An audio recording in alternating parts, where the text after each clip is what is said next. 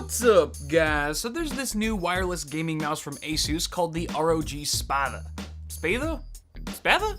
Luke, I am your Spatha. Ah, got it. The ROG Spatha is quite possibly one of the most beautiful mice I've seen, with enough features to make you forget all about its $160 price tag. Good lord, this mouse better be on its hands and knees by the end of this video. But you know what? Let's give it the benefit of the doubt, because who knows? There is a slight chance that this device has enough magic over the competition to justify the extreme cost. So let's take a closer look and find out if Asus delivers, or if they should consider revising their tagline. Aesthetically speaking, the mouse is just gorgeous. It's aggressive without being obnoxious, and it's got all the right curves to make me want to eye bang it all day. Despite the body's plastic construction, the overall build quality is outstanding, and there's a metal plate inside the device that makes it the heaviest mouse I've come across in ages. This is totally a preference thing, but after a week of use, I still haven't adjusted to the heft. I also tend to lift my mouse a lot when playing FPS games, for example, so the sheer weight of this thing makes it really difficult for me to game comfortably in fast-paced shooters. Fortunately, this wasn't as big an issue in other game genres. On top of weighing a metric ton, the Spatha is also fitted with a larger than average body, whose shape tends to favor palm users over claw grip users. Laying my entire hand flat on a mouse has always felt anything but natural, and truth be told, I've been in less awkward positions at band camp, but interestingly, palm use feels great with this device due to its shape and size. When resting my hand naturally, the rubberized side grips work as intended, and the outer support ledge keeps my ring finger more comfortable than when going my usual claw grip route. After a few days of use, I've completely acclimated as a palm rest user for the first time ever, which is pretty awesome. I just wish I could shed some of the weight to operate at 100% comfort. Or maybe I just need to do more right-handed exercises. I'll be right back.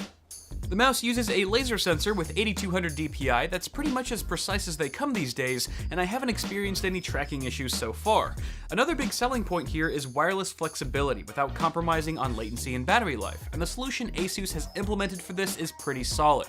The wireless receiver plugs into your PC via a USB cable and doubles as a charging dock so you can start topping off the battery the moment you go AFK. That's right, unlike this kid, the Spatha rewards you for leaving it unattended. Asus doesn't list the battery life duration on their website, but then again there's almost no need. Unless you're gaming for days at a time with no sleep to recharge, you'll probably never run out of juice. At any rate, there's a battery life LED indicator on the charging dock for at-a-glance monitoring, as well as a micro USB port on the mouse for wired use with the included braided cable. While it's nice to have the tethered option, I found my gaming experience to be identical whether opting for wired or wireless operation. Naturally, a wireless connection is bound to introduce some latency, but in this case it goes unnoticed, just like us gamers to the female population. It is worth mentioning, however, that the mouse supports a 1000 Hz polling rate when used wirelessly and 2000 Hz with a cable, but chances are you won't be able to tell the difference. In total, you get 12 programmable buttons, including the left and right clicks, which use interchangeable Omron switches. Asus includes a pair of optional switches with a different click resistance that can be easily swapped after taking apart the mouse by unscrewing the base plate with the included torque screw. To be honest, the feature feels kinda gimmicky, something to hype up the feature set while simultaneously upping the price. Out of all the great gaming mice I've encountered, none of them really needed this option. They just came with good switches out of the box, which is probably what most gamers want. Between the left and right clicks, you'll find a rubberized scroll wheel with a satisfying click, and a 2-level DPI button that I found to be too small and hard to find quickly enough in a heated situation. And suddenly I'm reminded of band camp again. At the front edge of the mouse are 2 buttons that are programmed as your forward and back functions by default, which I reassigned immediately. For the amount of stretching my fingers need to do to reach these, especially the front button, they really ought to require less actuation force. Someone like the Hulk may beg to differ, but I probably won't ever use these buttons unless my fingers magically grow half an inch longer, and the day they do, you ladies know where to find me.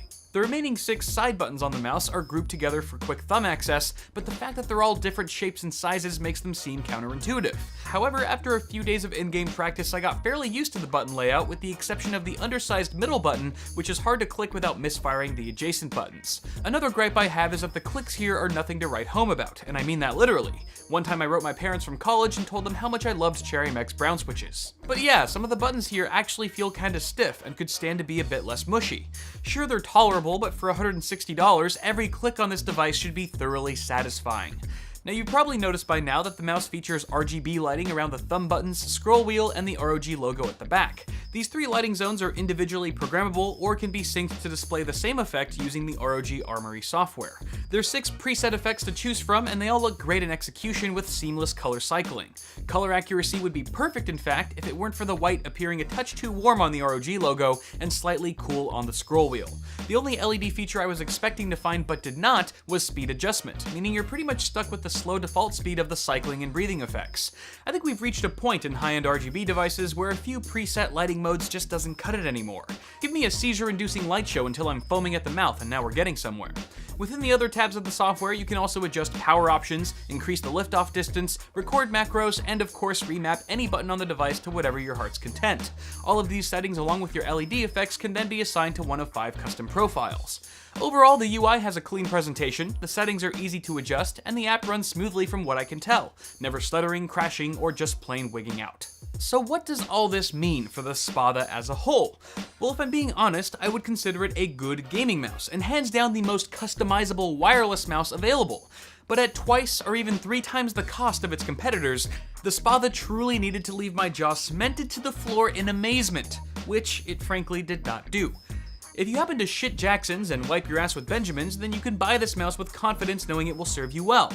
But for the rest of us feeling that ramen lifestyle, the gaming peripheral market is simply too saturated with competitively priced gaming mice that, granted, may not have as many tricks up its sleeve, but we will happily settle for. That's all for now, guys. Let me know what you think of this thing in the comments, and don't forget to toss me a like